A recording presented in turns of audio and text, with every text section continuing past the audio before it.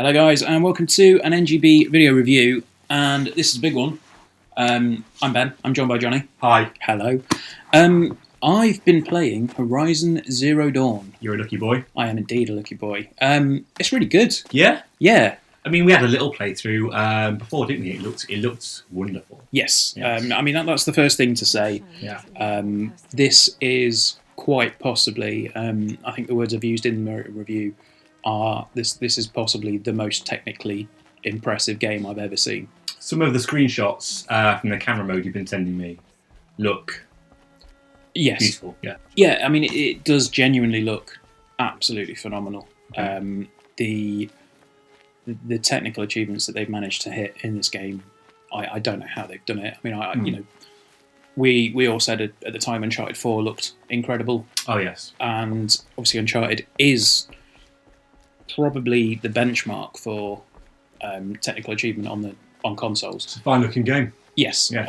And I think now Horizon is possibly going to surpass that. Interesting. For the sole reason that Horizon is an open world game rather than a very linear experience like Uncharted is. Because a lot of the points in Uncharted, like you say, it's Madagascar when you're looking over the mountains, and they all look fantastic. Then, like, you can't actually get there. Whereas on Horizon, because it's an open world, you can actually go to the thing. Yes. You can see, which kind of makes it the more impressive. Yeah. Yeah. And like you know, it's to be expected with an open world. Like you say, you see, you can go there. That's kind of part of the course. But what Horizon does, in a very interesting way, is it lays out all of its missions, and the mission structure is very interesting. So you have your core story, which is about Aloy, and Aloy is you know, an outcast in her tribe.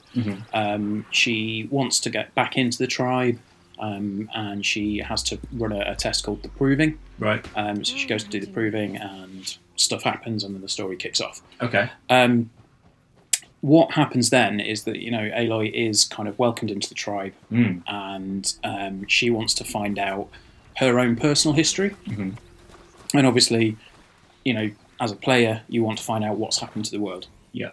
Because this is set hundreds of years in the future. Yes. So it's a post-apocalyptic world. However, it isn't your typical post-apocalyptic world like, say, The Last of Us or, you know, Days Gone coming up, and the sorts of zombie games. Yeah. It's a far-flung post-apocalyptic world.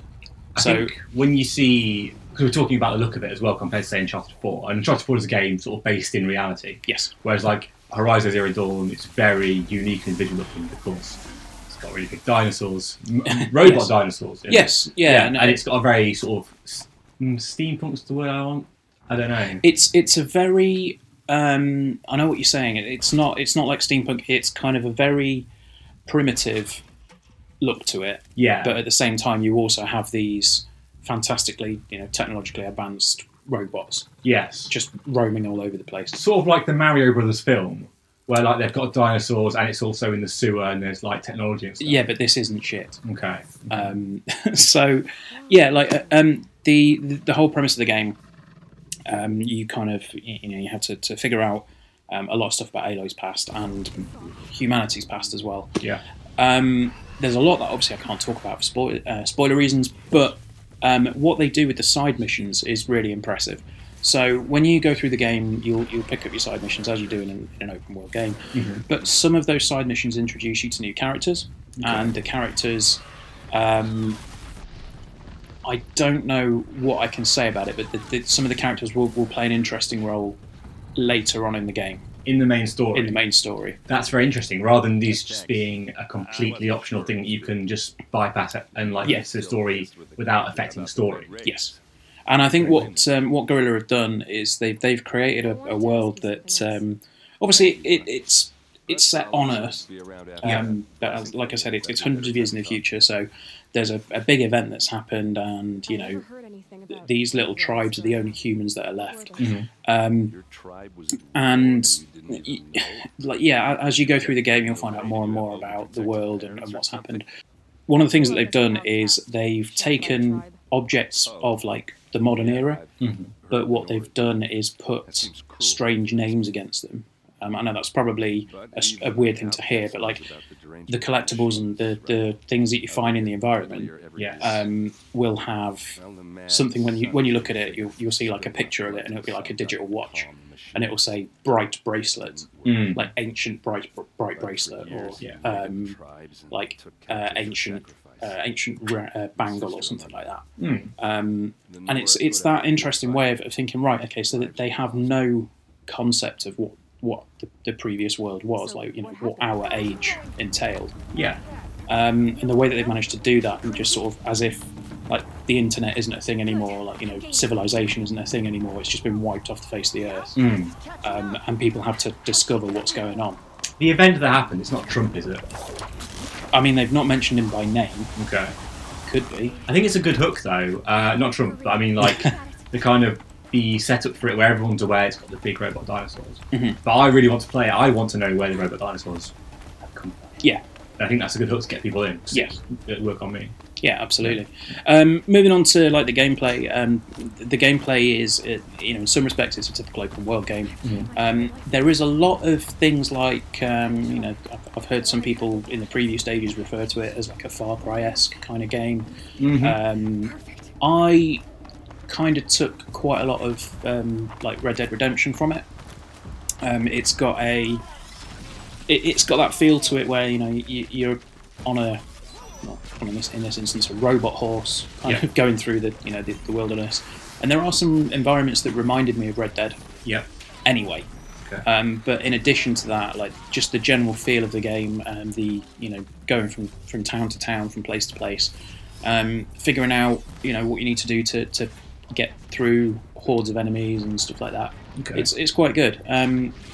Going back to the side mission structure again, just quickly, it's very much a case of it not being the same side mission over and over again. Like, go here, follow this guy, go to there, do this. Can you get me these? Can you find 15 flowers or something like that? It's not that kind of stuff over and over. Right. They do vary them up to quite a degree. So if you're going to pick Horizon up, which I would strongly recommend that you do because it's really good fun, take some time to explore the world, and take some time to have a look around and just like breathe in the world that they've created, because there's so much detail in a lot of it that it's just ridiculous. Like I've spent ages just like going into the pause menu and opening up the photo mode, which you mentioned before. I think photo modes might be my favourite thing now. Like now that games are getting more and more technically impressive.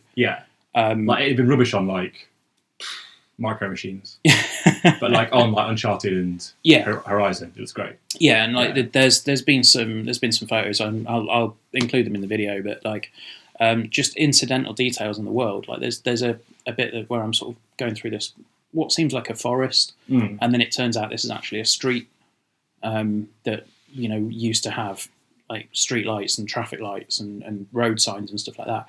And it's the way that it's all overgrown. It's not.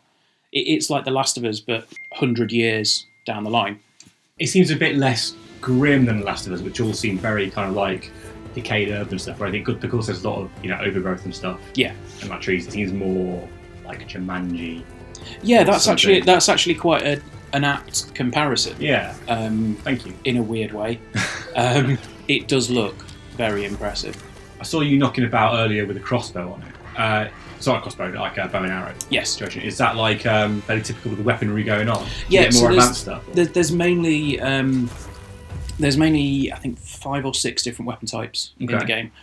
There's not a huge amount of upgradability for your weapons or your ammo. But they do have modifications and stuff. So like you'll get your bow and arrow, and that's the cool thing as well.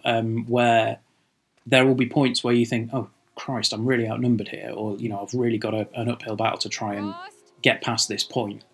And it's because of the fact that you've got you've got a bow and arrow, and you're going up against this hulking great robot. And you think, right, how am I going to do this? So you then have things like your rope caster, where you'll fire it off and like tie them to the ground, and then you can tie them to the ground and like go in and hit a weak point with your spear and stuff like that. There are, as I say, some upgrades, but it's not like a full-on like modding ability for all of the weapons. Okay. There's a skill tree as well. The skill tree is quite vast, so you can go down 2 or 3 different routes if you want to for that. That's cool. But overall, it is a very, very good game. It's very well polished. Yeah. It runs fantastically as well. Like, I've been playing it on the PS4 Pro. Yep. It's a locked, solid 30 frames a second all the way through. I did put it in the PS4, the standard PS4 as well. And the thing is, it runs absolutely fine. Okay. I was a little bit paranoid about this being a particularly demanding game, but I played it on the standard PS4 as well, and it holds up really well. There's a few like hiccups and a few like dropped frames here and there, but it's definitely not unplayable. Okay. It was only really when it got incredibly busy that it started to chug a little bit, and even then it was only for a couple of seconds at a time. Yeah. So that is Horizon Zero Dawn. That is our review. It is a very solid and a technical marvel, really, of a game. We will have some more content going up shortly for it. I'll be doing a PS4 Pro, PS4 comparison video. Yeah. And we will hopefully have a few more gameplay videos going up as well. All right, thanks for watching, guys. Please make sure to like, share, comment, and subscribe. And if you're watching this before the 25th and the 26th of February, make sure to head over to bit.do/NGB Game Blast. That's all one word. Links in the description.